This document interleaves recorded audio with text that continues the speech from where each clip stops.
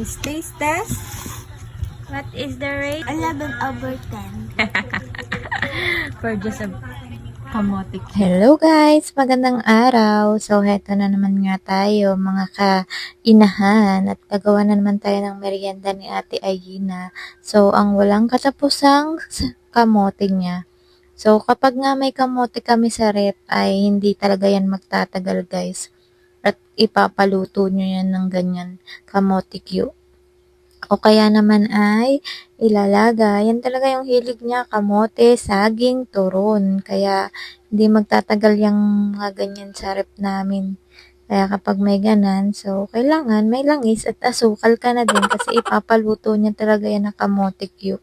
Sobrang hilig niya talaga sa mga ganan. At habang ako nga ay nagbabalat nga nitong kamote, ay pinaghuhugas ko naman siya nung kawali para naman may katulong ako, diba? Para hindi na ako lalabas. At ako nga inaasar-asar pa nga talaga ng batang yan dyan. Kaya ako'y nasusura. Manang-mana talaga siya sa kanyang tatay na mapang-asar. Sobrang kulit niya. At mga ilang minuto din naman ay naluto na yan guys. So, tingnan natin kung anong sasabihin ng ating mabait na prinsesa. Yan na ang ating tagakain, guys. Taste test. What is the rate? Wait lang, mainit pa. Pagdali. Ayun. Pagkapoy ng kusinera ni Maday.